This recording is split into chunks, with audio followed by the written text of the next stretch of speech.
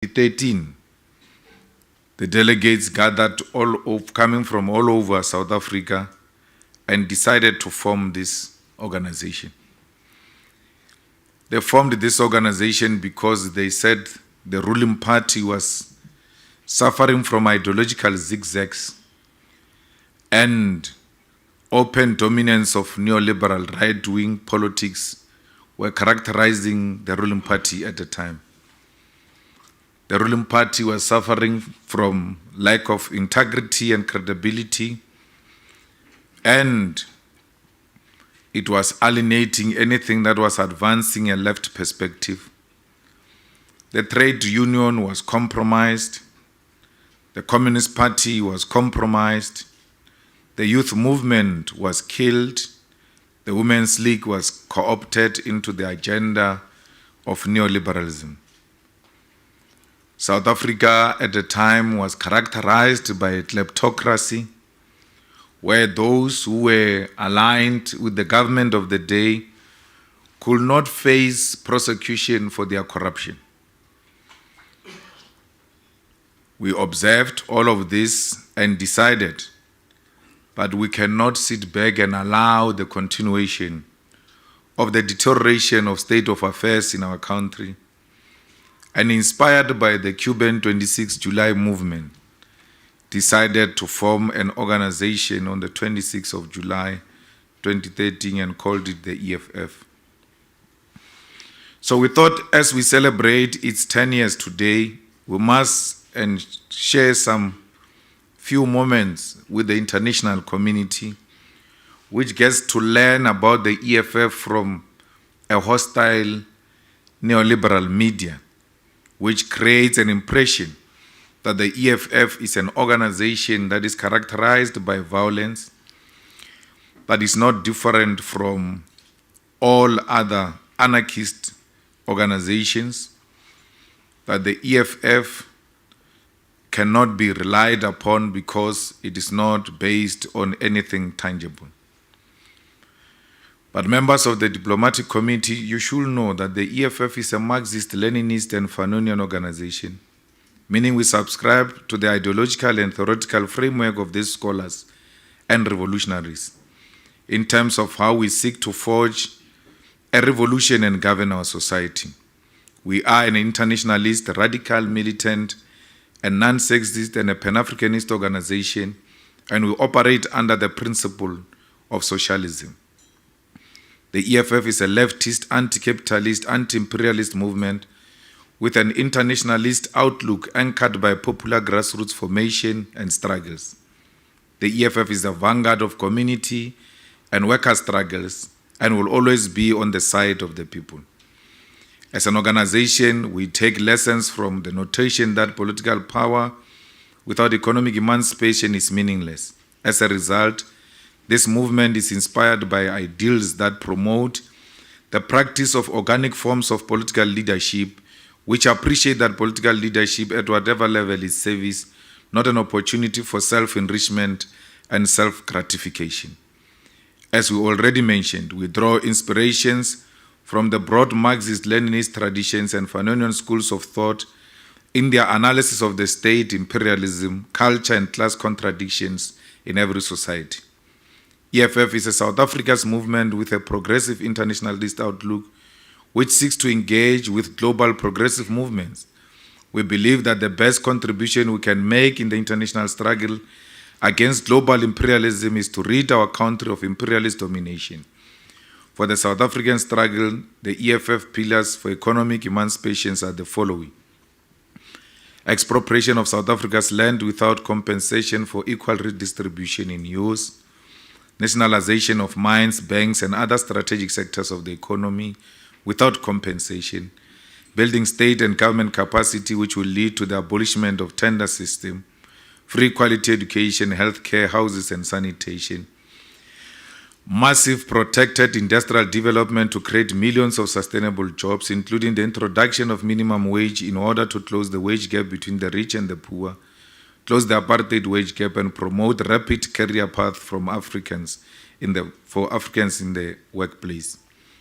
Massive developments for the African economy and advocating for a move from reconciliation to justice in the entire continent, open, accountable, corrupt-free government and society without fear of victimization by the state agencies. Over and above pillars, the EFF commits to further pillars to complement the 7. They are equally important pillars and are presented here not in order of importance and vitality, but the recognition that they are equally important. We believe in decentralized spatial development and building new cities, public representatives using public services, reduction of benefits for public representatives, progressive internationalism, the development of sports, arts and culture, progressive views on the gender and sexuality question, meaning acceptance of different forms of gender and sexual expressions, considering the rise of right-wing politics, which form the basis of electoral opportunism all around the world and now in South Africa.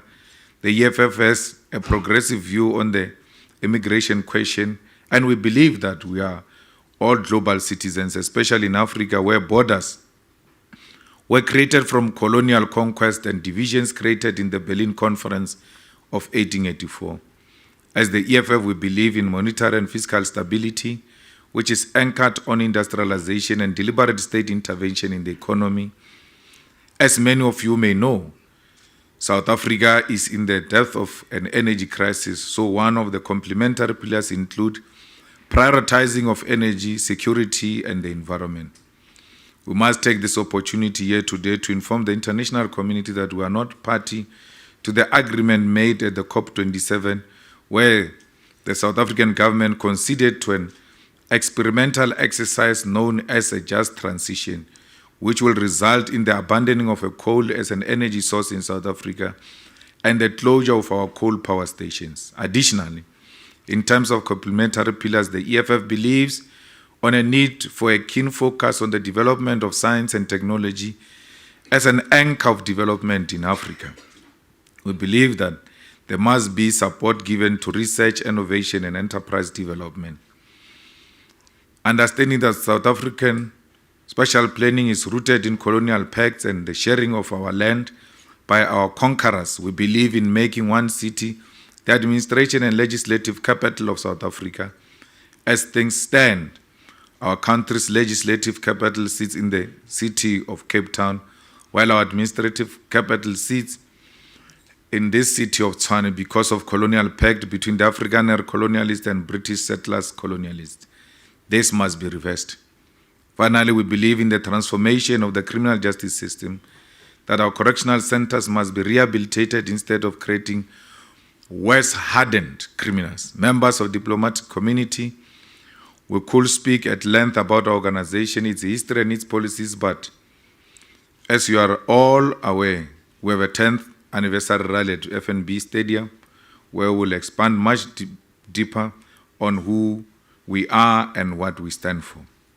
We hope all of you will be in attendance to experience the Festival of the Poor. Fellow global citizens, we must, however, touch on some key international issues that require our attention, and first and foremost, we must speak about the conflict between Russia and Ukraine. It must be understood that as the EFF, we believe that the conflict between these two nations must be resolved, and it must be resolved peacefully. We want to make it categorically clear, however, that we believe the conflict arises because of NATO's uncontrollable desire to infringe on the territorial integrity of Russia by setting up military capacity on its borders. That is the genesis of the conflict. It is the breaking of treaties that were adopted during the fall of the Soviet Union, and that must be condemned as much as we may condemn the war itself. We have noted the communication from Cyril Ramaphosa's office that Russia President Vladimir Putin will not attend the next month's BRICS summit in South Africa. It is our understanding that President Putin's withdrawal is a consequence of South Africa state's reluctance to be firm on international affairs and their inability to resist pressure from NATO to arrest President Putin. South Africa is at the current stage led by an individual who cannot take a firm position on any matter even if his life depends on it. We therefore want to caution all nations represented here today, especially members of BRICS, that South Africa is currently led by a spineless government that will never meaningfully take forward efforts to grow the strength of the global South and its allies. Any effort to fight against imperialism, the calls for de-dollarization, and for an alliance that will place BRICS nations on a stronger footing in the globe will always be undermined by a cowardly government in South Africa. Members of international community, we hope that countries such as China and India will, in solidarity with President Putin, not allow their presidents to attend the BRICS summit. Because what South Africa did to President Putin, it's a serious humiliation of a sitting president. And in solidarity and as BRICS members, heads of states of those countries should also stay away from attending BRICS, because South Africa's foreign policy and its sovereignty has been undermined by NATO forces and the USA.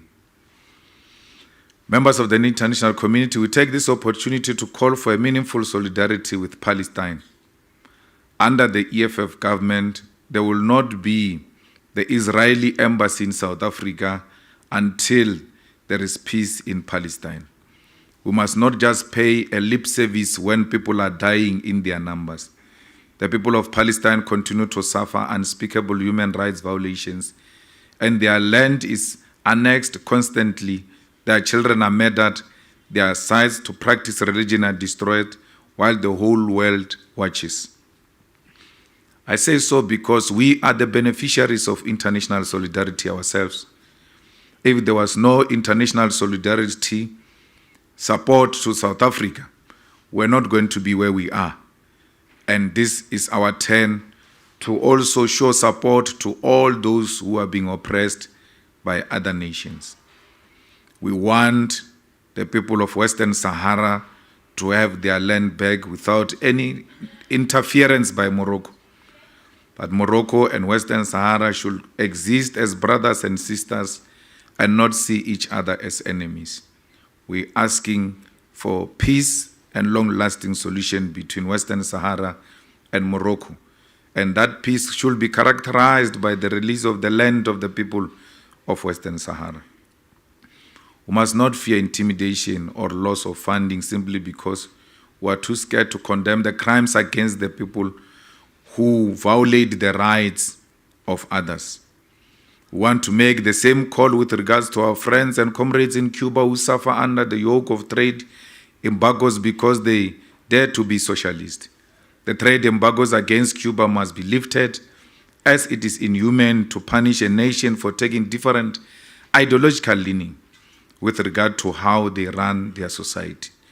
The Cubans helped us fight for our liberation in Africa. They continue to help the whole world with quality health care interventions, and they don't send soldiers to go and bombard other people's nations. They send doctors to go and save life and make sure that our people receive the primary health care. We are calling for an end to ideologically inspired sanctions by nations in the West that are used as a tool to undermine the sovereignty of nations in the global South and Africa. We call for lifting of sanctions in Zimbabwe, not that we agree with the people, with the government of Zimbabwe or the president of Zimbabwe, but it is the people, the ordinary people of Zimbabwe who are suffering under these sanctions. And we want the sanctions lifted, and we want the people of Zimbabwe, particularly those who are in South Africa, to return back to Zimbabwe and make their own determination as to how they want their country to succeed. But that country will never succeed under the sanctions. Africa has been independent for more than 60 years, yet we experience challenges of development even after 6 years of independence. The Western countries cannot live without African continent, using our fellow African brothers to destroy ourselves. We want peace in Mali and welcome the dropping of French as an official language in Mali. That is one progressive movement. Doesn't mean French cannot be spoken, but to say we have conquered the imperialists and colonizers and continue to have their languages as official languages is self-imprisonment. We call for peace in the land of Thomas Sankara of Burkina Faso, who paid the price of his own blood by the coup orchestrated by the Western. We call for peace in Sudan and reconciliation of the Sudanese people, who are tired to see the silence of the international community towards the continuous bloodshed in the eastern DRC. The Western countries supporting some neighboring countries in DRC to destabilize the eastern DRC. We shouldn't find it exciting that African countries can fight amongst themselves with ease, especially fighting around territorial expansions. Africa is one country, it's not even a continent. These borders we see and we experience here in our continent were imposed on us by the imperialists. No African brother should derive pleasure out of killing other African people. We say this because we are advocating for one Africa with one currency, with one legislature, with one military and one president. Because we believe that these small pockets of countries are the ones that make international communities undermine Africa. Just imagine one president of Russia or America calling all the presidents of all countries to their countries to be addressed by one president. We see that as belittling and undermining our continent. We believe that if we have one currency based on our mineral and natural resources, it will be one such a strong currency, and it will place Africa firmly on the international table. Here in South Africa, you must be rest assured that next year we're going to elections and we're going to take power. And there is no coalition that is going to be formed because the EFF is going to be a government alone. We require no one to come and be part of us because the ANC is corrupt to the core and cannot be salvaged. DA is racist to the core and cannot be helped. And the rest of other political formations are formed by multinational companies to protect their interests in this country. It is the Oppenheimers, the Ruperts, who put their money behind certain black faces to create an impression that there is an emerging alternative and sponsor those non-existing political parties with millions of money so that they can continue their control of South Africa. The EFF, since its formation, has never dropped. It is the only organization in South Africa that has been growing. And even the latest research shows that the EFF has surpassed the ANC in the Western Cape and in many other provinces of South Africa. So you can be rest assured, you are not talking to a government in waiting here today. You are talking to government in Ekurhuleni Metro. You are talking to government in Nelson Mandela Metro. You are talking to government in Johannesburg Metro. You are talking to government in eThekwini Metro. You are talking to government in Mogale City Municipality. So when we say to you that we are taking over government next year, it's not a rhetorical question. It is a clear declaration based on a scientific research conducted by people who are not aligned to the EFF. So next year, be rest assured that all of you who are here, we may be hosted in a different place just next door here. where the government sits.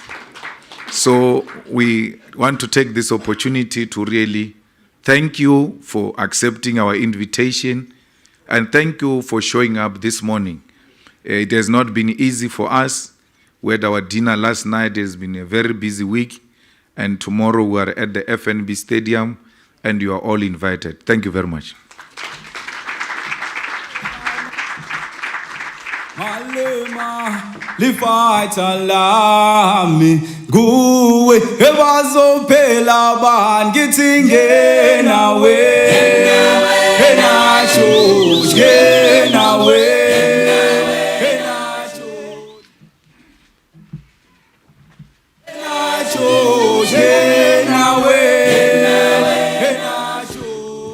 Thank you very much, Commander-in-Chief and the President of Economic Freedom Fighters in Africa.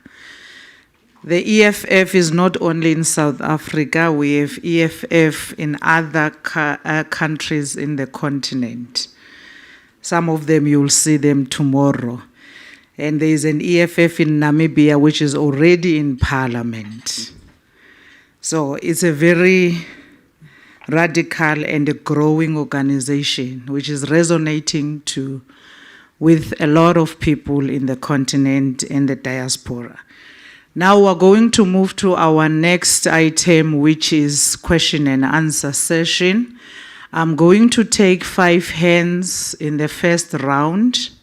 We may ask any question or clarity or suggestion that you have. I'll take the first round. Looks like a president was very clear. Okay.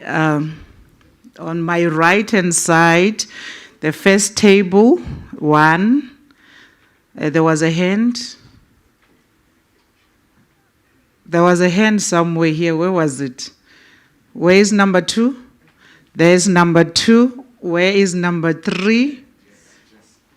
Number 3 is over here. Is there any other hand? Okay, let's move like that. Oh, number 4. Let's do this. You will be number 3 and you will be number 4 so that the mic moves seamlessly. Thank you very much, number 1. Good morning. Thank you very much, Mr. Malema. I'm David Guy. I'm the Australian Deputy High Commissioner. Country? Australia. Australia. My question is, if you don't win a majority next year, what would your approach be to building coalitions? Thank you. Thank you very much. Number 2.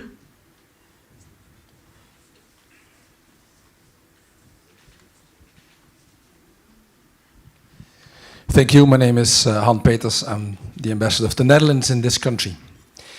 I think without any doubt, the energy crisis is top of mind for most South Africans.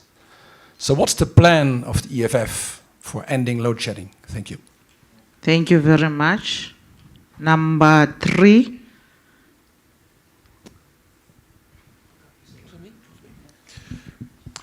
Mr. President, my name is Håkan Juhl, the Swedish ambassador, and since EFF is known as an international movement, I would like to know more about your closest ally on the European and Asian continent when it comes to political movements that you share values with.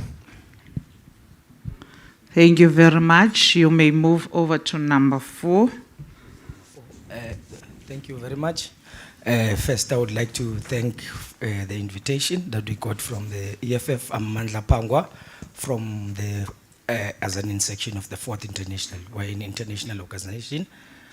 My question is just, we've heard the CICs talking about the war that is happening, and currently in Africa, and our next door neighbor, we're having a war happening in Cabo Delgado in Mozambique, which at this moment we can say most of these countries that have come here, they are available there. They avail their military presence, of which it's 34 countries, and most of them are there as combating terrorism, yet we know that it's about economic freedom, because the youth of Cabo Delgado is fighting against the exclusion in terms of economic exclusion. But then I want to ask the EFF that how are they supporting that struggle?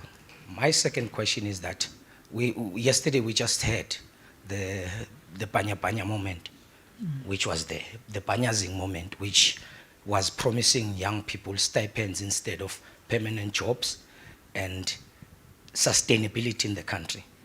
The third last question is that as the EFF is the most formidable organization, as the Fourth International, we have proven that through research and everything.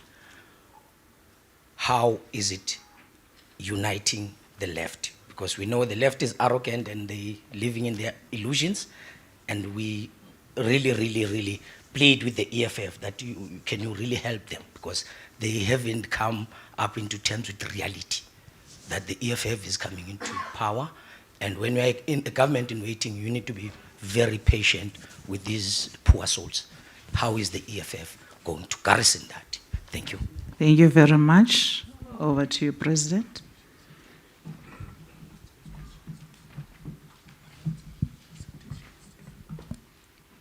Thank you very much. With regard to the coalitions,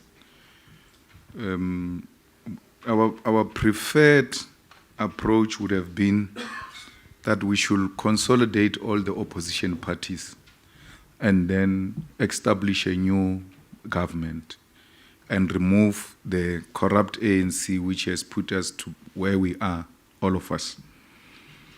But the problem is that you have an opposition parties that say we should come together to the exclusion of the EFF, and there's no reason why. Because we're not just saying we want to work with the opposition. We gave the opposition power in the metros in 2016 against the ANC. We're the ones who removed the ANC. That's how much we've demonstrated our commitment to bringing an alternative government in South Africa. But the oppositions, when it was now the turn to include the EFF, they excluded the EFF. And worse at the local level, because at the local level, it's not more about ideological questions. It's more about service delivery to our people. We can be Marxist and Leninist, can be right or left, but when people need clean water, it has got nothing to do with ideological question. Deliver the water. And we are the only organization that have no public representatives that faces serious charges of corruption, of lack of integrity, of having sex in offices. None of our councillors has ever been found to have done that. You can't accuse us of having involved ourselves in any corrupt dealings in any municipality, yet we are not wanted. Why? So when you leave the EFF out, you leave it with no you are actually pushing it to the ANC when coalitions come. And that's why we've opted to engage in the concoction you see in Johannesburg, in Ekurhuleni and everywhere else, because the ANC said, come here. We said, no, we're not coming. We're bringing everyone who can work with you. We would rather work with you through other people, not you directly. And that's why we have not given that responsibility, which is a huge responsibility of mayorship, to the ANC. We'll rather give it to any other person other than the ANC. So we find ourselves in that situation. We can end load shedding in South Africa. Firstly, you have to fight corruption. Car power ships were signed a long time ago to come and intervene. But wives of ministers and ministers wanted to get their hands in those deals. And without them being involved, the deals fell flat. Mozambique has got a number of megawatts to provide to South Africa. As long as they don't have their hands in that, they will never approve of Mozambique's intervention to any additional megawatts to the grid. Is something positive to South Africa. And we are a nation with a serious crisis. We shouldn't even be thinking about ourselves as individuals, we should now be thinking about how do we get more energy into the grid and not about more money to me and my family. The coal power stations that were decommissioned will recommission them. Because you can't decommission a power station for green energy that gives you less than what that power station was giving you. It's illogical.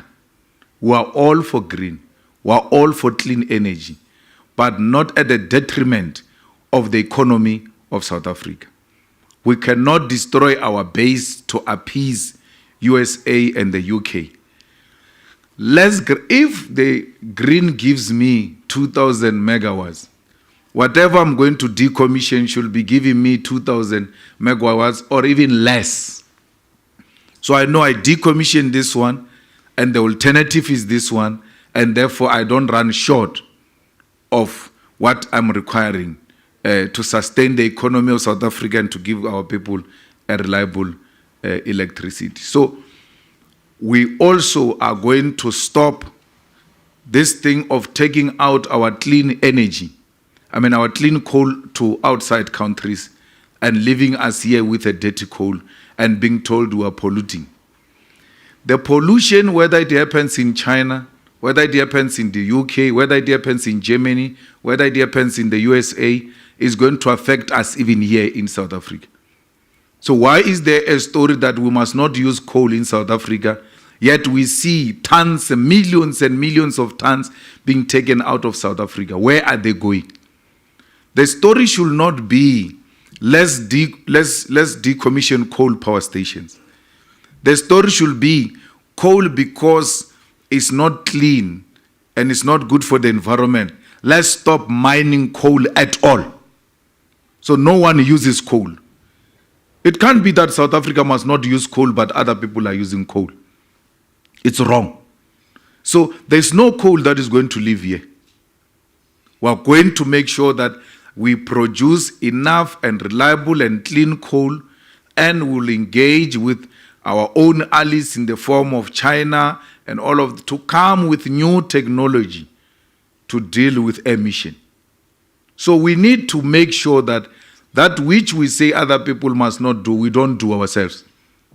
Because to ask of us to self-destruct and use us as an experiment in exchange for money and to killing of our people, because this load shedding has killed a lot of people here in South Africa, has killed a lot of businesses here in South Africa, and you can all feel it. Yet, we must be the first ones to be used as an experiment. You need a very firm leadership that will prioritize the interest of the country before any other thing and not sell the country to the highest bidder. Our alliances are naturally the leftist countries. China is one of the countries we look up to. Cuba is one of the countries we look up to. And Russia, we've got historical ties with it. We know that Putin is not at the left, but his attitude against imperialist forces finds resonance with the EFF.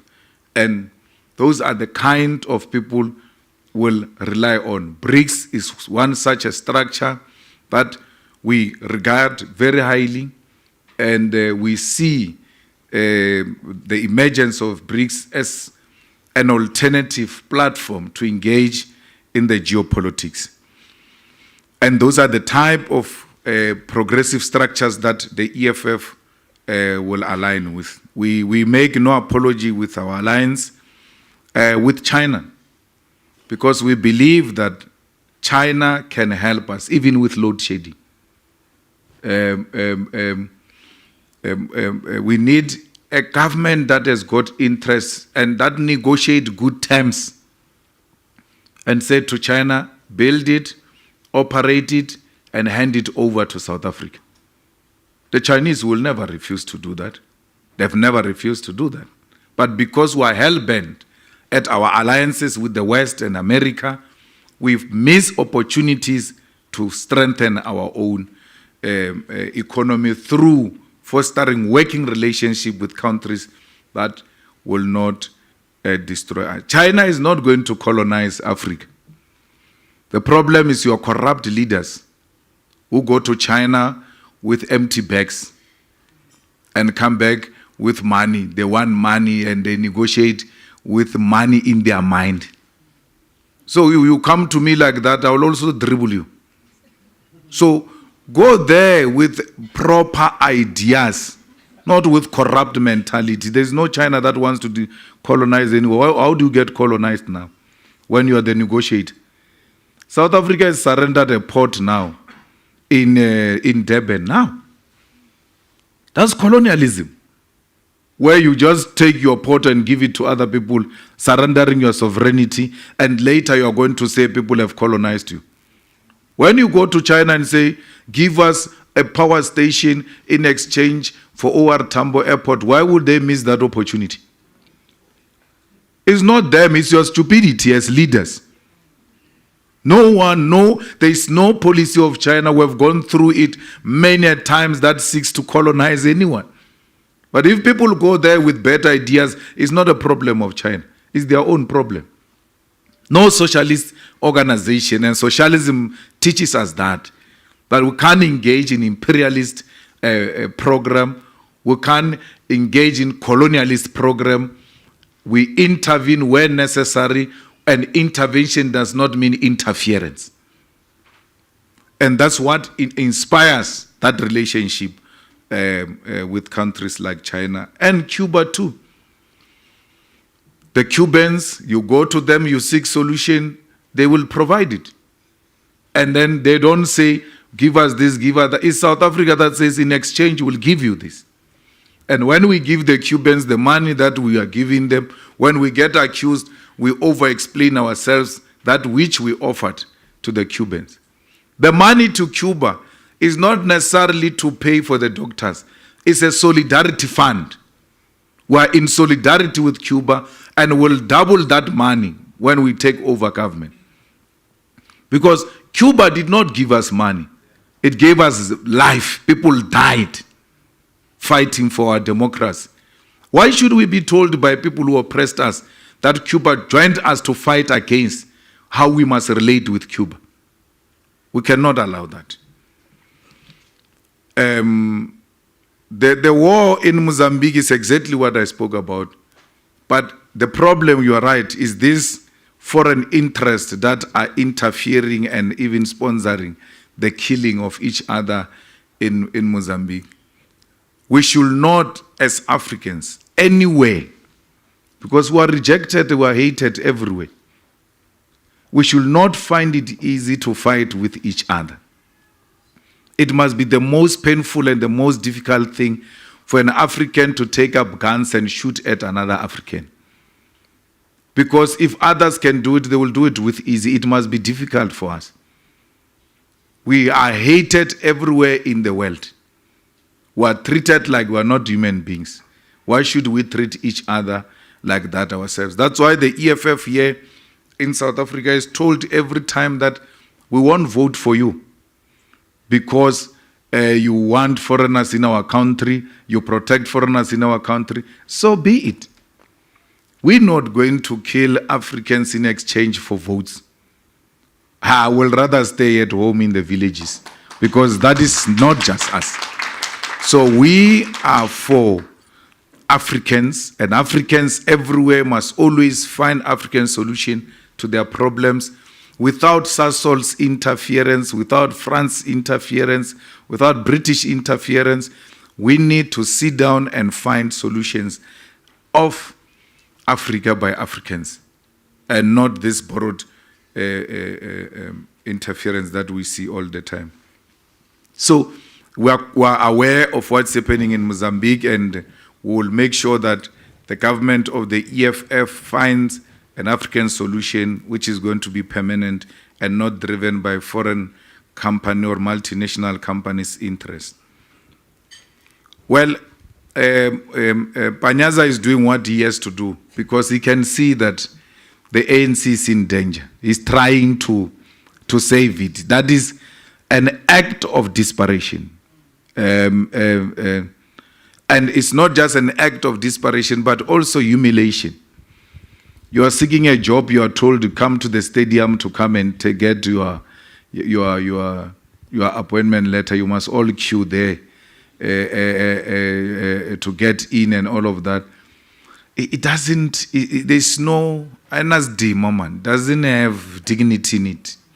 Yeah, and I think, and I'm happy you are raising it, because our people should see it for what it is. It's an act of desperation. The last kicks of a dying horse. They are very dangerous. That's why they are doing what they are doing. They are on their way out, and they will do everything to clinch to power. But it's too late in the day. They are out. The ANC rules Gauteng with 50.1% as we speak now. So they know that there is nothing they can do that will make them win the elections next year. So they are going around hiring people, and then the next thing, if they don't give them stipend, even that stipend they are not getting. Because there's a huge fight that people have been hired and they are not being paid, because procedure is not being followed. And because you don't follow procedure, you are going to humiliate these many young people who are hungry for jobs. The unity of the left is very paramount, because capital is united. Capital is united against the working class, and the working class should come together. The left should come together. It's the business of the EFF to unite the left. And we're going to be very patient with them, because they are coming through. They are coming to realize that the only way to get the leftist perspective taking over this country is through the EFF. And like you said, it's not an easy and ideological position. It requires a lot of patience and a lot of explanation. And we'll bring them together, and ultimately will emerge and become a better country under the left forces. Thank you.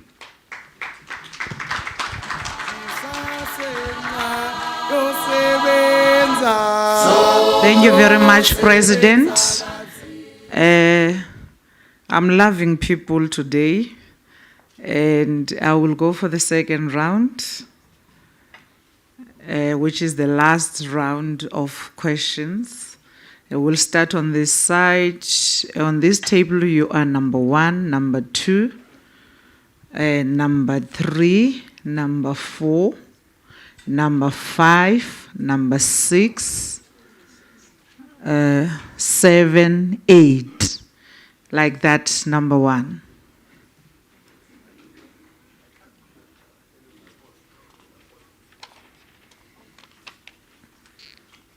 Yes.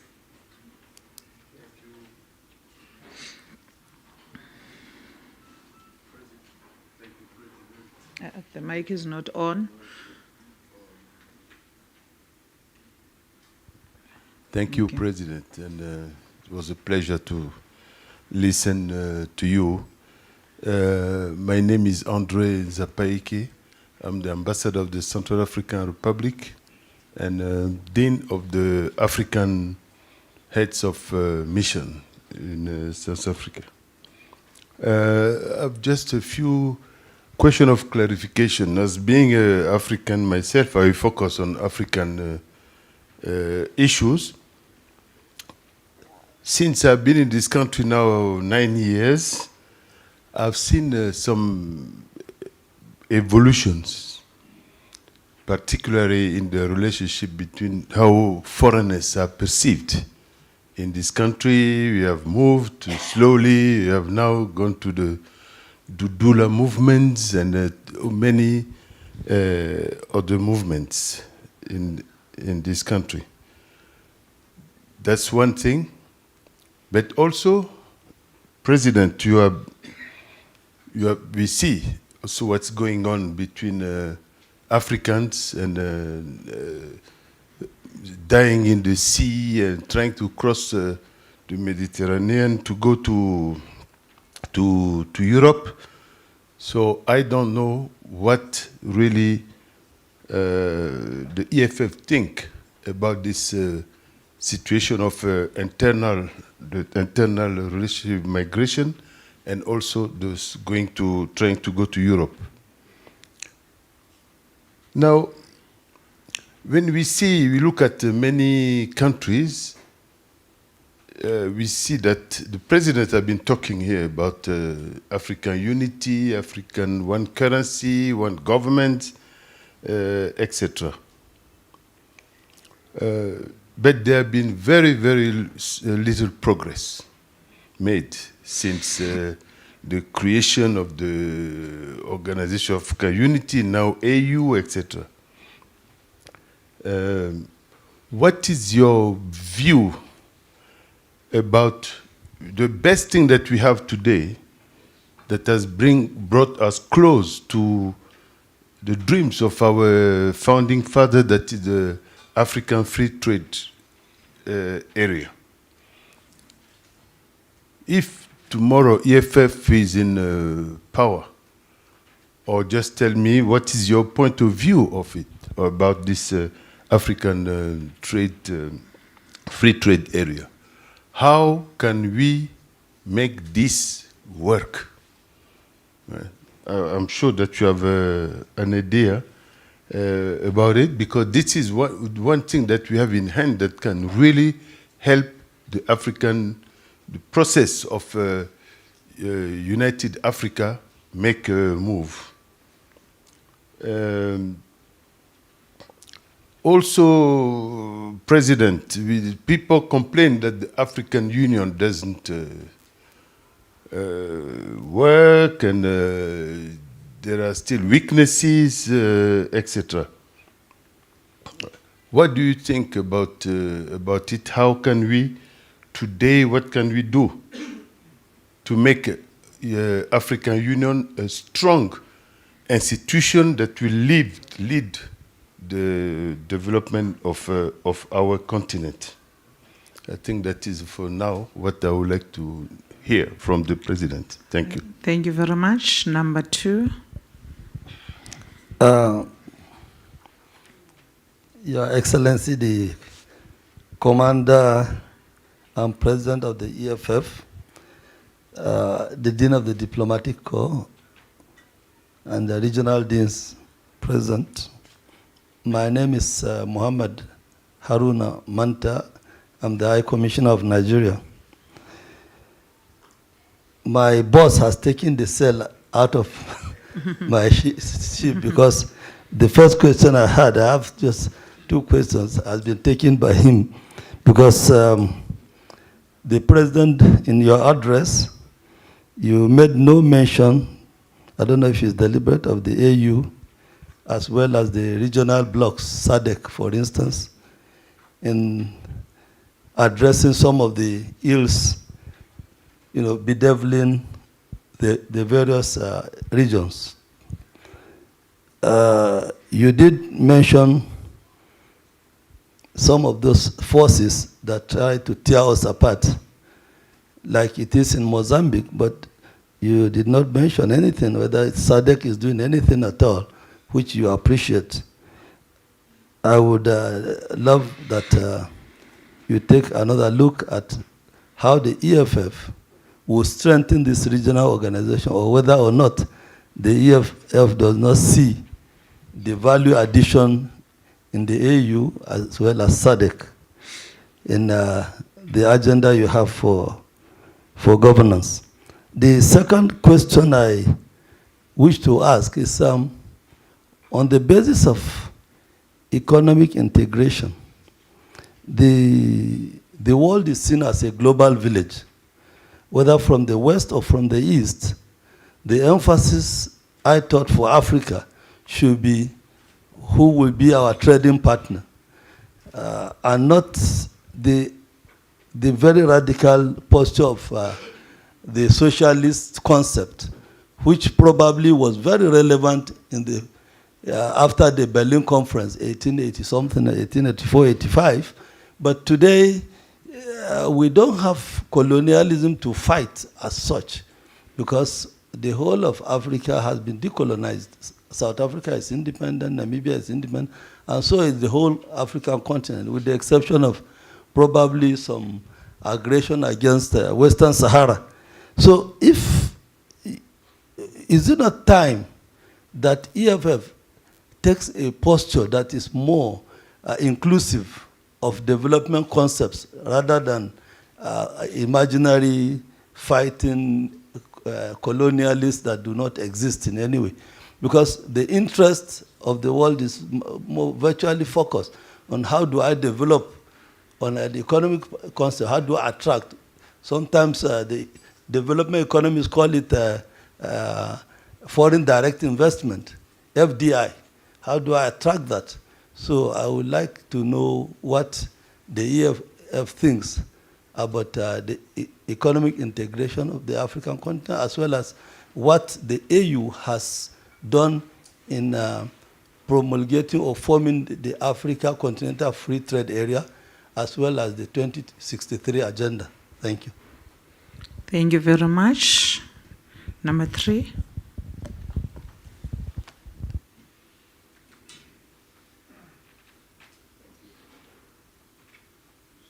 Thank you very much. Good morning.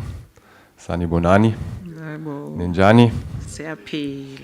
Morena Malena, Lekai. Retain. Well, first of all, thank you very much for this opportunity to have an exchange. I think abanga ukuthi Okay, name in the country. Name in the country. It's first? coming. Okay. It's very important to have a conversation. My name is Andreas Peschke, and I'm the ambassador of Germany.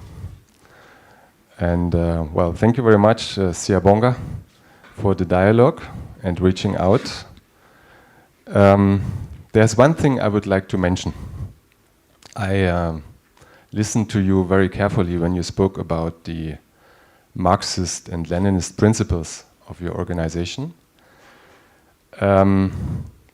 Some here in the room would know I grew up in a communist country. I grew up in a country called the German Democratic Republic, also known as East Germany.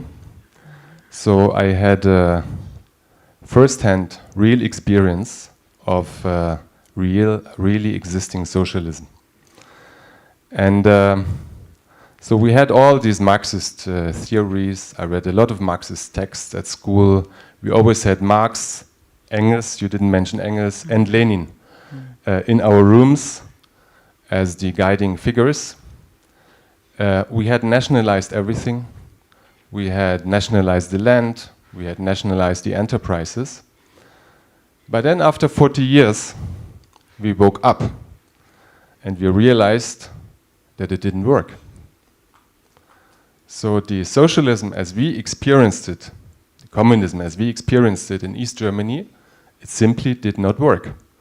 So when the Soviet Union broke up, I think we took the destiny in our hands and joined our brothers in Western Germany in order to build a social market economy. So I'm just sharing this and to let you know. And I'm happy, you know, because I'm an example. Maybe it's interesting to you to speak to somebody who has this first-hand experience. I'm ready to share this experience in more detail of how real existing socialism looked like, because we made the experience that it didn't work. And maybe it's good also to try to learn. Everybody has to make its own experiences, but maybe it's also good to learn ukufunda kwa maputa, kwa babengina, from other mistakes. So maybe that's something I would like to offer. And a short question on the governance in this country, on forming mixed governments. I think the EFF joined some coalitions in some municipalities. You know, from our outside view, we have a feeling that the mixed governments or coalition governments do not really work so well at the moment. that the interest of furthering the interest of the people, of increasing and improving social services has not yet been reached. So what would be your resume of these first years of coalition governments, also with the participation of EFF? Thank you very much. Kea leboha. Thank you very much. Number 4. Hello, Mr. President and Commander-in-Chief. Thank you very much for hosting us for this breakfast and for taking questions. My question is about the day after you become president, once you've become president next year. So you've talked about anti-colonialism and anti-imperialism. I'm the ambassador of Spain, sorry, Raimundo Robredo. The European Union's relationship with Africa and African countries is generally guided, I would say absolutely guided, by the priorities of those countries that are aligned with the African Union and with these countries. As my brother, the High Commissioner of Nigeria, said, one of the things it requested is foreign direct investment, which I think you've criticized in some way. Other thing is cooperation in peace and security, for instance, in Cabo Delgado, which I think I've heard that you've also critical of that. It's done at the request of these countries. So my question is, what would you do differently, and what would be your relationship with the European Union once you become president? What would you change? What would you think we should do differently? And what would you put on the table also as a value proposition for the European Union? Because as you said, we all defend our own national interests. That is something that all diplomats do. So what would you propose to the European Union differently from the value proposition of Africa today, South Africa and Africa? And what would you request from us? How would South Africa's policy towards the EU be different? Also regarding trade, for instance, the preferential trade agreements, TDCA, or AGOA with the US, would you change that? Thank you. Thank you very much. Number 5. Can I be seated?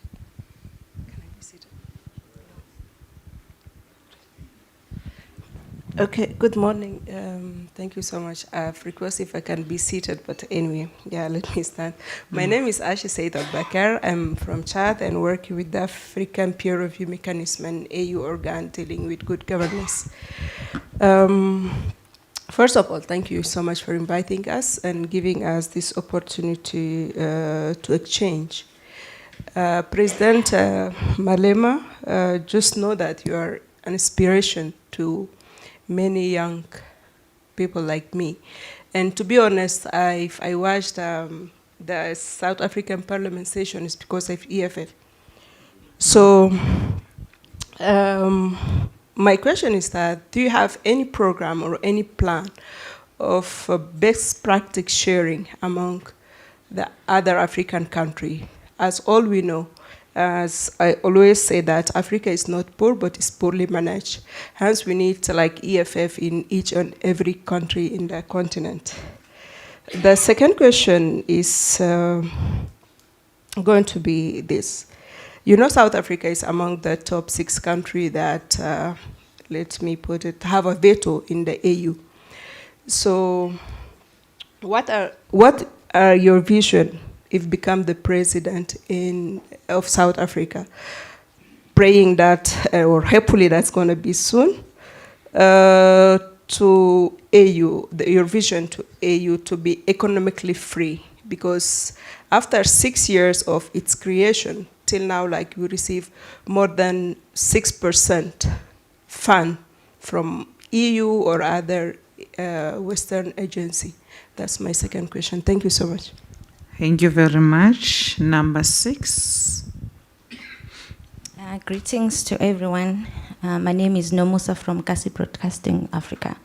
My question is, EFF had a gala dinner, and we saw so many black, white, Indians, business people. So do you think our businesses are now warming up for EFF government? Thank you. Thank you very much. Number 7 and 8 are this side. Number 7. Thank you very much. My name is Liisa Maija-Harju. I'm a Deputy Ambassador of Finland to South Africa. I would have a question on Russia's war in Ukraine. You mentioned that EFF would like to see a peaceful solution to the war for the Ukrainian people. How would you go about this war? What, in your view, would be the peaceful solution? Thank you very much. Last one, number 8. Thank you very much. My name is Stian Christensen. I'm the Deputy Head of Mission of Norway in Pretoria. And I don't think anyone said it, but I would like to just start by saying congratulations on your 10th anniversary. Well done.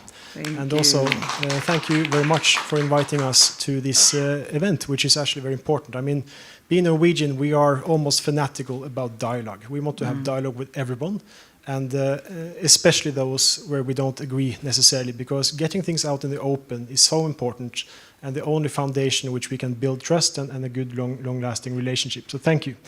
One question and a comment, and I'll try to be brief. The question is about Zimbabwe. You mentioned the sanctions and also how would you go about that, but how exactly do you think that South Africa should engage in Zimbabwe? We have elections coming up. It is very clear to everyone in this room, I think, that the diaspora in South Africa is very significant and also has a very big impact on the economy and the labor market there, around 3 million, as far as I've seen from estimates in the diaspora in South Africa. How would you think that South Africa should engage with Zimbabwe in order to get progress in that country for the benefit of both countries? The comment is about NATO and imperialism.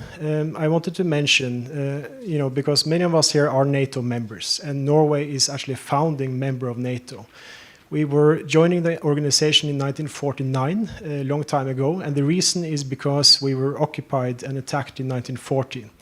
And all the generations of politicians from that day to this have been saying, never again should that happen to Norway. For us, NATO is a defensive alliance. It remains a defensive alliance, and that's our primary motivation for being in it. This has not prevented us in any way in being anti-imperialist, anti-colonial, and we've been supporting liberation movements in Africa throughout the post-war period, including strong and consistent support for the anti-apartheid movement in South Africa. The problem right now is that we see that the imperialist ambitions right now mainly are coming from Russia. And what we see is that the war in Ukraine, the attack on Ukraine, is a part of imperialist ambition of Russia. And also the occupation there you could really easily see it as a colonial experiment. I don't necessarily think that you would agree with this based on what you said, but in the spirit of openness and dialogue, I think it's very important that someone raises this point in this forum. Thank you very much. Thank you very much, President.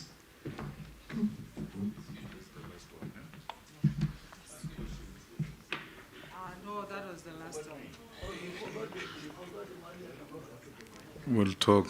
Eh? Yeah. Eh? No, he will. Maybe she will take more. Yeah. Well, foreigners and Dudula, South Africans are not xenophobic. That's why structures like Dudula are not growing. It's just a tiny minority, and that is found in a particular corner of a country. We've got 9 provinces, 52 district municipalities, and how many local municipalities? 204 municipalities. And Dudula is only found in Johannesburg, and in Pinville. And then you want to define that as South Africa. It's not South Africa. It's not us. We're not like that. We grew up with people who came from other countries, and we never had a problem with them. Because our history dates back to us coming from the north down to the south. Each individual you can ask of their origin here in South Africa is going to take you back there where they say they don't want those people. There's an advocate, very popular advocate called Dali Mpofu. There is a Mpofu in Zimbabwe. So when we fight Mpofu, which Mpofu must we fight? Because they are all the same. There are Xhosas in Zimbabwe, there are Ndebeles in Zimbabwe, there are Zulus in Zimbabwe, there are Tswanas in Zimbabwe, there are Vendas in Zimbabwe, the same way they are here. So that's what unemployment does, and laziness of people who don't want to go look for jobs. They just go forming things here, and then they go to shops to intimidate business people because they want to get bribed. And then business people comply with such things of thugs. It's criminals. They can't do anything, nothing. So that cannot be a definition of South Africa. It's a group of criminals who are in cahoots with some ministers, by the way. They are working with them. So we have no time for thugs. There are small boys who must be put in their place.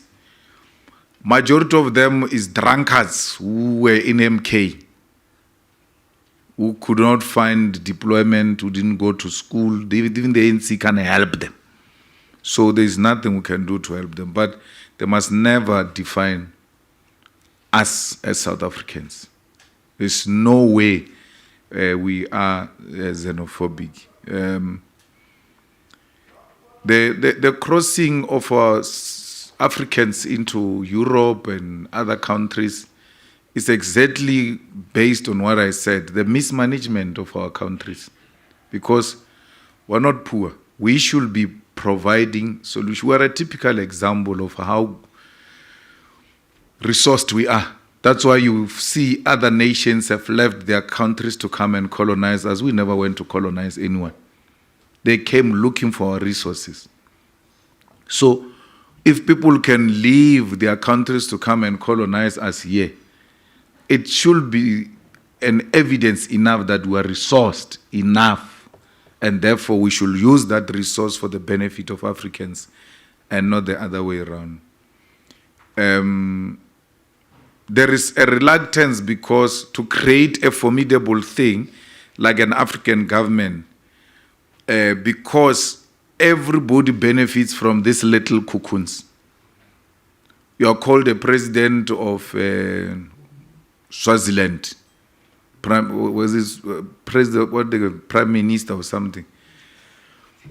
But your country is not bigger than Soweto. What is that? Then it means Soweto must be a country also. So, but because they benefit from that, they don't even want to engage in this discussion. Because it's an individuals who benefit from it. That's why there's no concrete plan to go into it, and there's no a single president that leads this discussion and put it firmly on the agenda of the AU. That the original thought of the AU as OAU, it was to establish, the founding fathers wanted to establish a solid government. And they got defeated in that discussion. But the intention has always been to create a solid government from its inception. That we should come together and be one. And something came out of it, and it never went back to what it was supposed to be. A government, a united government of Africa. And that's what we'll advocate for ourselves as the EFF. Africa Free Trade is a movement in the right direction. But the first thing we need to do, which the AU must firmly resolve, is to do away with the visa for Africans. There should not be a visa for Africans. The same way the Europeans have one visa, they travel everywhere, they are one thing. What they have, they don't want us to have it. There shouldn't be a visa in Africa. Free movement of people should be allowed. And there's no one who's going to leave Nigeria to come and settle here. It's not true, that thing. It's a myth.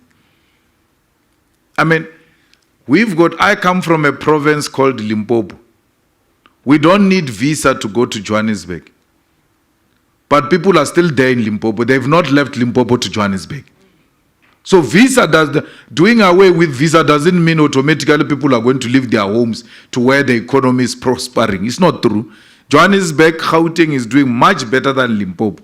But the people are not leaving Limpopo to Gauteng. So why would people leave Lagos to here? For what?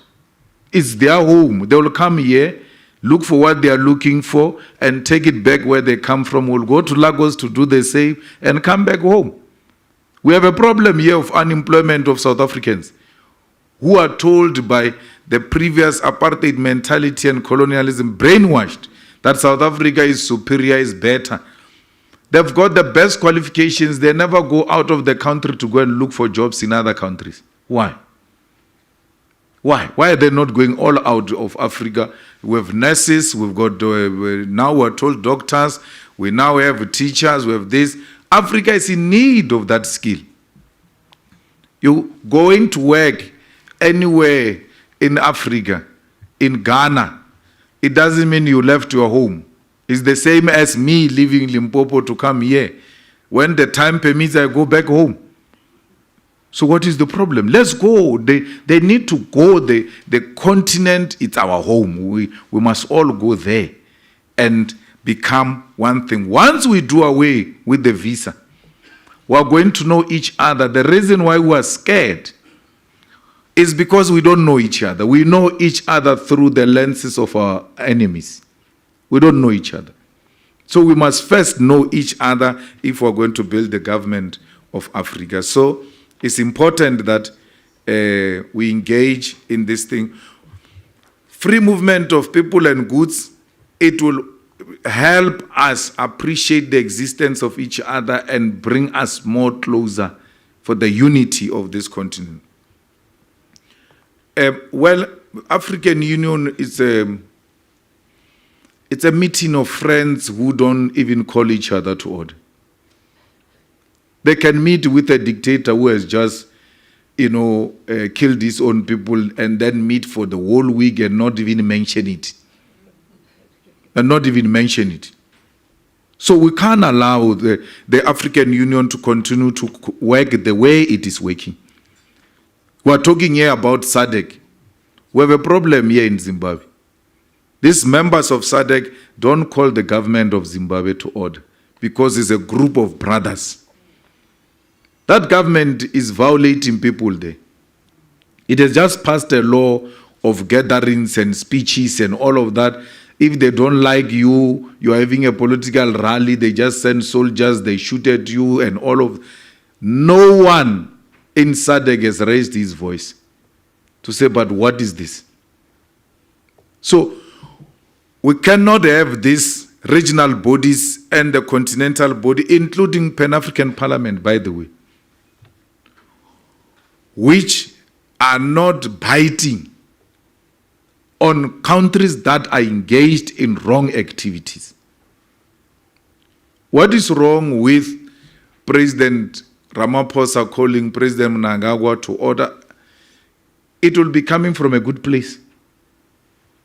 They are all brothers, they are all Africans, they all speak, we assume, for the interest of Africans.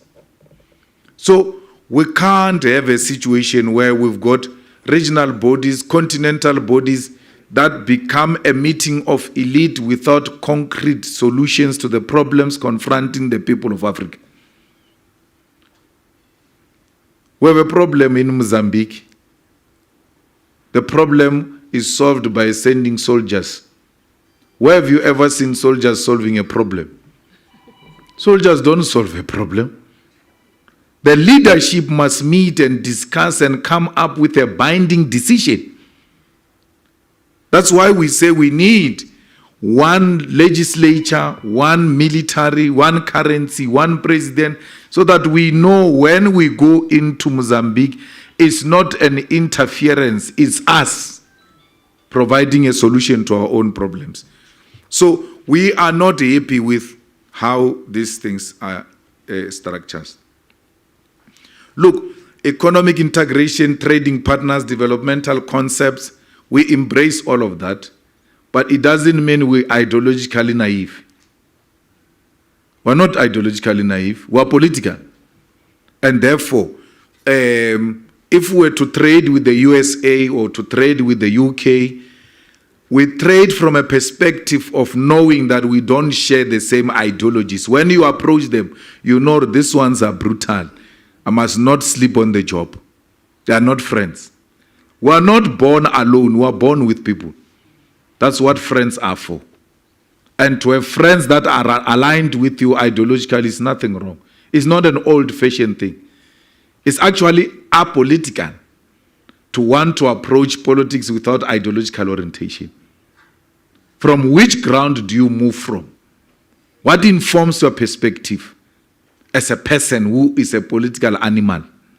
It's important always to have our sharing ideological perspective with China. It doesn't mean you can't get a foreign direct investment from Norway or from UK or from Germany. No. You always relate with all countries. Foreign direct investment is more than welcome, but on our terms. Not on Germany's terms. No. We have been giving Germany a lot of money here in South Africa for assembling cars. Not for building cars, for assembling cars. Why is Germany not building those cars here? And create jobs here? In South Africa, we have a problem of unemployment here. Germany will not have a problem. It needs leadership that is decisive, that is going to say, look, we're going to meet you halfway, but you have to meet us halfway. Assembling is not enough. Let's start it here and build it here. So, and Germany's investment under the EFF government is not threatened at all. The same as any other investment. But we are going to renegotiate the deals. And they must be to the interest of Africans. Botswana did it now, where DBS just wanted to change a diamond deal, and all of Botswana said it's not going to happen. You are going to trade here and do diamond here on our terms. Botswana screamed, DBS screamed, kicked, did all manner of things.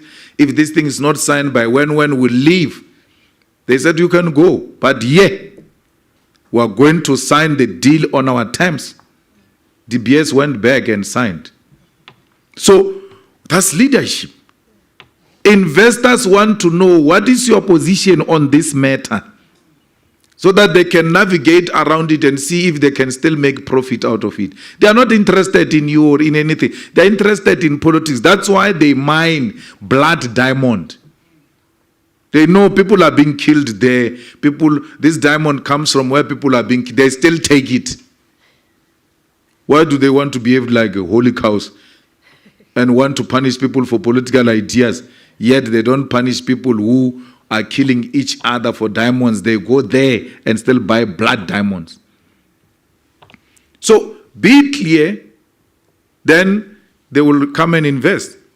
Even on the land question, we've got special development zones, economic zones here in South Africa, where multinational companies have invested a lot of money on the land they don't own. It's owned by the state. Special industrial zones, special economic zones in South Africa where multinational companies have put billions of rands. They don't own that land. So what is the obsession with the ownership of the land? Why do you say when you state own the land, the multinational companies want to invest because there is no guarantee? No, you give them the guarantee that from this period to this period, this is yours, these are the benefits, these are the incentives, this is what is going to happen. Please invest here. They will invest. They have done it now under this government. Why do you say when people don't own the land, there won't be investment? There is a huge development that happened right in front of us. You said, one of you said, was here for 9 years. I think it's a Dean of Diplomatic Corps. There's a huge development here in Midrand, where there is Mall of Africa. That land, that big development you see there, that land is owned by an Indian family. When you buy property there are no transfer costs. No one owns. They are on a lease of 100 years, those people. Yet they still buy there. Black, white, Indians, everyone buys in a place where they don't own the land. A land is owned by an individual family. There's a huge mall invested there in the land they don't own. People are not looking for those things of ownership of the land. They just want a land tenure guarantee that from this period to this period, this is yours. They calculate, they say we'll make a profit, then that's fine. Let's go. That's how business works. Who said people fall in love with land? There's no one who falls in love with land. No one falls in love with diamond or gold. They fall in love with money. Anything that can give them money, they will go and invest in it.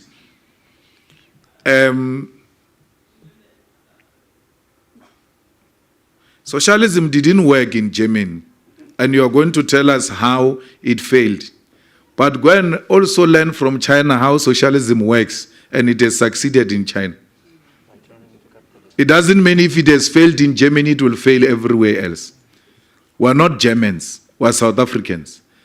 In China, they've got socialism with Chinese characteristics. What stops South Africans from having socialism with South African characteristics? Learning from Germany, what worked, what did not work. Take the good things, leave the bad things. Why capitalism always resort to Chinese principles, to socialist principles, every time they get into trouble? When the banks failed in 2008 and put the world into a financial crisis, it was socialist principles that took the world out of that crisis through state intervention. Where was capital at that time?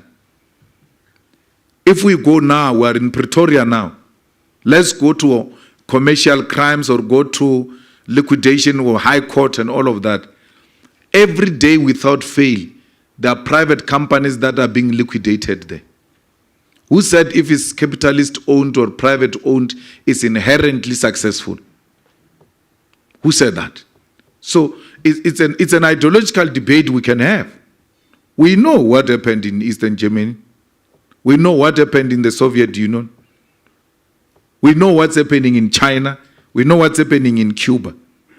So we can have a deeper discussion about whether this is really a way out. We sometimes get fixated on concepts, but in reality, you do the things that you say you don't want to do.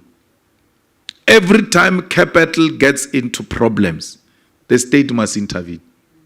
Every time. That's when you now see the importance of socialist principles.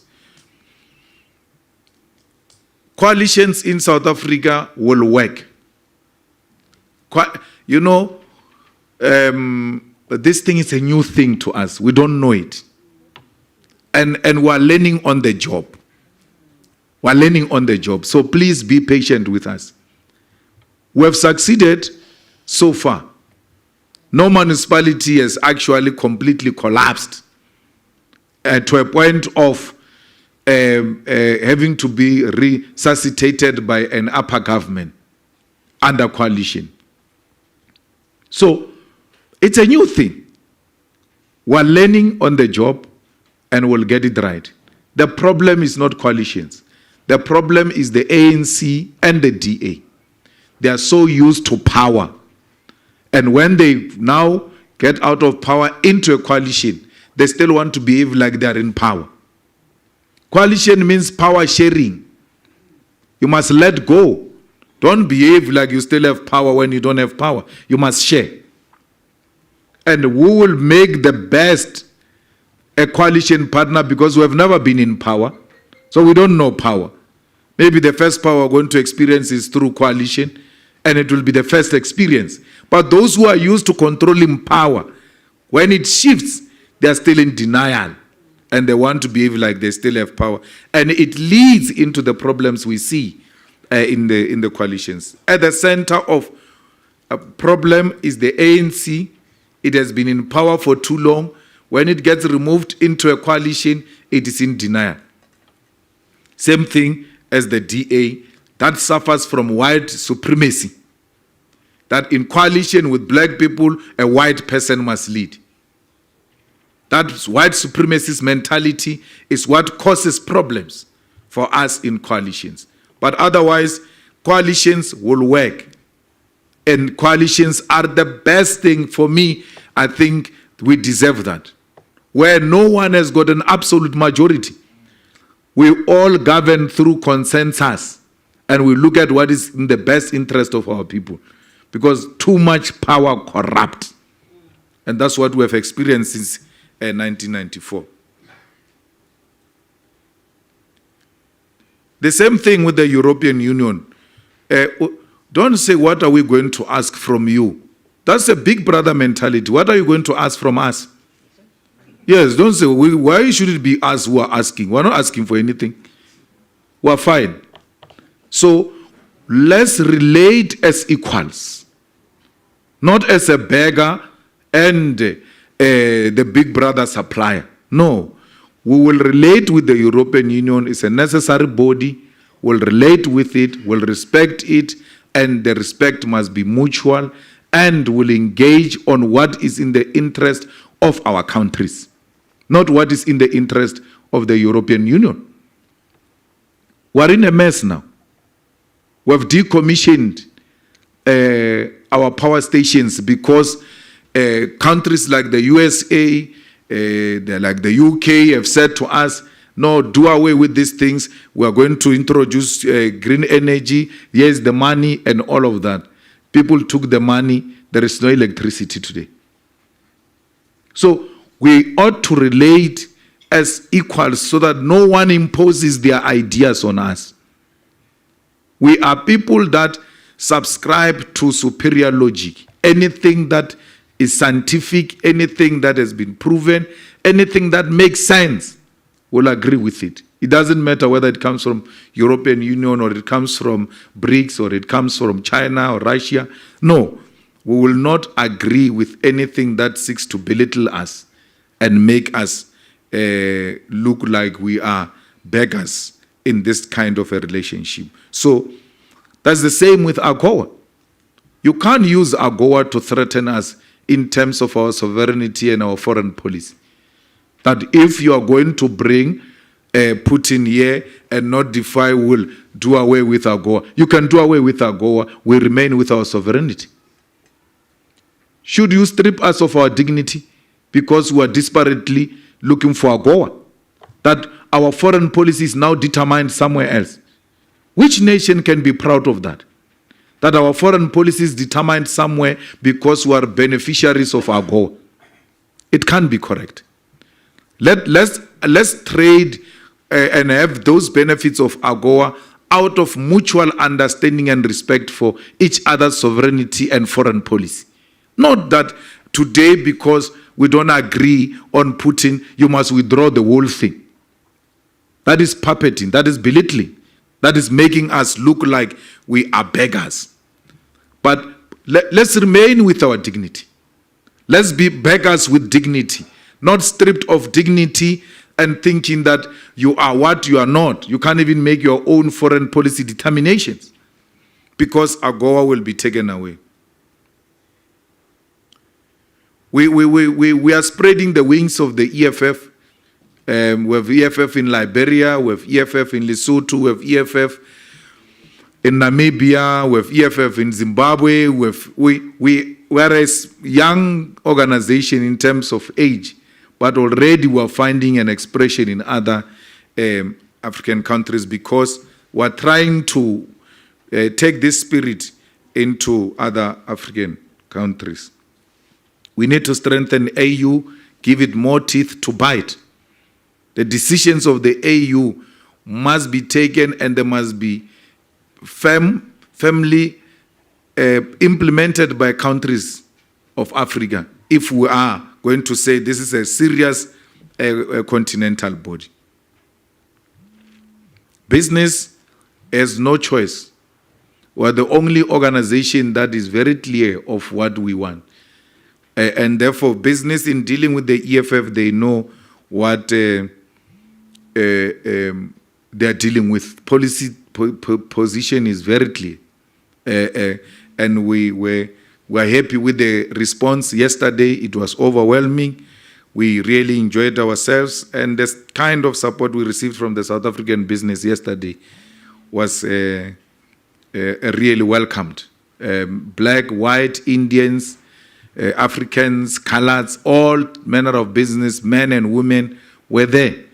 to support the EFF. And that's what made the rally possible tomorrow, because of the support of these business people who are not scared of the establishment. Ukraine peaceful solution is that Ukraine must not join NATO. That's the solution. So that we protect the territory. I mean, Russia doesn't feel threatened. It's as simple as that. And I sympathize with you, and I like the fact that you like dialogue, and I like dialogue. We can engage about that, because NATO is not a very peaceful organization. You can't talk peace and NATO in one sentence. It's not true what you are saying, because what peace did NATO take to Libya? Look at what you did to Libya to date. Because you are going after one man, you destroy the whole country. So if it brought peace in Norway, it has not brought peace in Africa. And our experience with NATO is not what you have experienced. And therefore, we respectfully disagree with that. I agree with you that elections are coming and South Africa must play an important role. There's a problem in Zimbabwe. There's a big problem in Zimbabwe where the rights of citizens are being violated openly, and no one is saying anything about it, including South Africa. Elections get stolen daylight by the army. For sure, they have the results by now. Me and you are still talking about elections. They are done. They have the results. Those things, that's a formality. Well, it can't be correct that ZANU-PF holds the people of Zimbabwe hostage. If it means ZANU-PF must lose elections for it to go and self-correct, so be it. But let the people, the voice of the people of Zimbabwe be respected. It can't be a win-win-win at all costs. In the EFF, we believe strongly that Chamisa won the last elections. And it was undermined by violence that was unleashed on citizens of Zimbabwe. But is the sanctions solution? No. No. The Zimbabweans are suffering as we speak. You know how you negotiate the best terms as business and as countries. Zimbabwe should be open to you to go and invest there, but negotiate the best deals and conditions of such investment. No sanctions must stop you from going to invest in Zimbabwe. Zimbabweans are struggling, and the world must go and help Zimbabweans. You know, this thing of territorial threats, we know them here. We've got an army base here in Botswana. What is America doing here in Botswana? Why is Africa not in American borders? What do you call that? And you come and say imperialism and colonialism is finished. When people expand their territorial expansion through putting military bases at our borders. There's a military base here. A study has been conducted that a fighter jet that moves from that army base to the Union building will not take less than 2 minutes to bomb the Union building. If a war is declared with America, America does not have to assemble any resource from Washington or anywhere else to come here. They are already here. What do you call that? It's democracy. It's free world. We must celebrate that and say, no, imperialism is no longer there. It's in our head. We understand what Putin is fighting against because we have it here. Here. What is it doing here? We never went to Asia. We never went to Europe. We never went to America. We are here. We don't establish bases anywhere. Why should you establish bases in military bases in our continent? And when we speak, it's called old-fashioned politics. That they are out of fashion. There's no such a thing as imperialism. When imperialism is breathing on our neck, yeah. We're not going to allow that. We are going to expose that American military base here all the time in the platforms we get and educate our people that this is exactly what Putin is fighting against. America will not allow that. That Russia must go and establish a military base in Cuba with missiles facing the USA. They won't allow that. So we must not be allowed, we must not be asked to accept the things that you will not accept if they were to happen in your countries. And that's what we're talking about when we speak about NATO and peace not going together. So, ladies and gentlemen, it doesn't mean enmity. We're not enemies. We engage robustly. Our policies can be challenged the same way we challenge your policies. We are open for engagement. South Africa is open for investment in our own terms. We know what multinational companies have done to our economy, coming to milk our resources, leaving us dry. The case in point is a place called Marikana. Just go and see what the London mine did there and what Sibanye is doing there. To date, with a huge operation of a mine just next to it, there is no water, there's no tar road, there's no electricity, there are no houses, no proper schools. People are squashed in one place.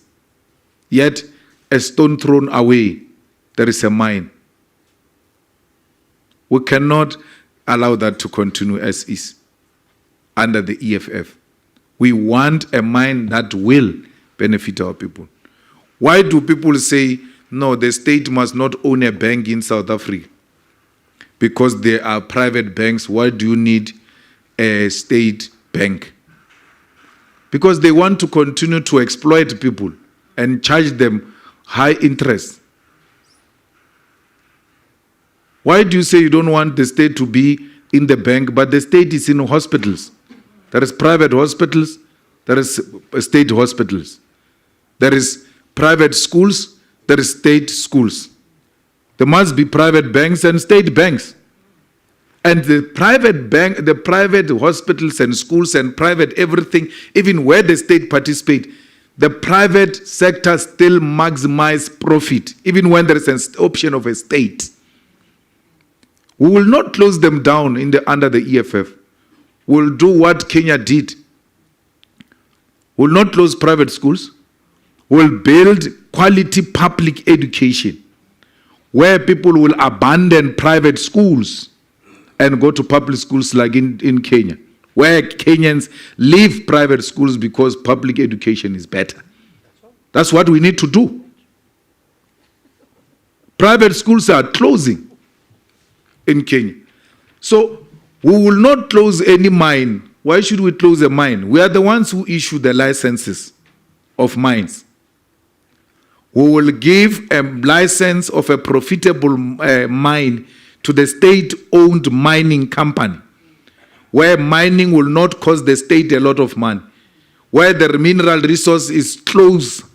You don't need many resources and money to produce the product. That license shall go to the state, because we are the ones who allocate the license. Why should you close the mine? That's what nationalization means. Means a state-owned mining company will be established and shall mine next to the American mining companies. Won't close them down, but will mine in such a way that they will not see a need to continue mining, because the state will be doing so well and will crush corruption. The biggest problem is corruption, and the Chinese have dealt with it and dealt with it decisively. You steal money of ARVs, money that must go to people who are HIV positive, by go and buy medication for people who are HIV positive. You steal that money. And as a result, a lot of people die. Why should you be alive? after killing people. You deliberately killed people. You knew when you don't give them that medication, they're going to die. What happens? What are the consequences there? You don't get killed, you don't get imprisoned, yet a lot of people have died. Everybody has concerted that ESCOM collapsed because of corruption. But we don't know who's corrupt till to date. But they know there is corruption. Corruption. ESCOM collapsed. And as a result, oxygen machines in hospitals switched off and people died. So you're not just corrupt, you are a murderer. So they are saying corruption, they don't refer to them as murderers. They are murderers. They killed people. Yet not a single one of them has been arrested. Society has got no problem of corruption. They want you to deal with it decisively. Then they know there are consequences. They will run away from corruption. So that's the kind of leadership we'll introduce in this country, where we deal decisively with things that are not beneficial to the people of South Africa. But we're internationalists in outlook. There's no way we can exist in isolation. We need you for us to survive. And that's why we are open for an engagement. No country can exist in isolation. We need friends. And those friends, it's all of you who are in this hall. We might disagree on this or that, but what brings us together is humanity. We want to see humanity succeed, and that's what makes us friends. And the door of the EFF remains open for bilateral engagements with individual embassies who seek more clarity. We're there. Our international relations office is here. Tomorrow we're in a rally. After the rally tomorrow, things are back to normal. At any day, whether it's USA or Germany or UK or Zimbabwe or China or Russia, anyone who seeks to engage us, our door is open. Please, let's come and engage further on many other issues. This is a big platform where we may not go into some of the details, but in that kind of an engagement, Dean, I think it will be better to engage more, especially that you represent the continent of Africa. Thank you very much.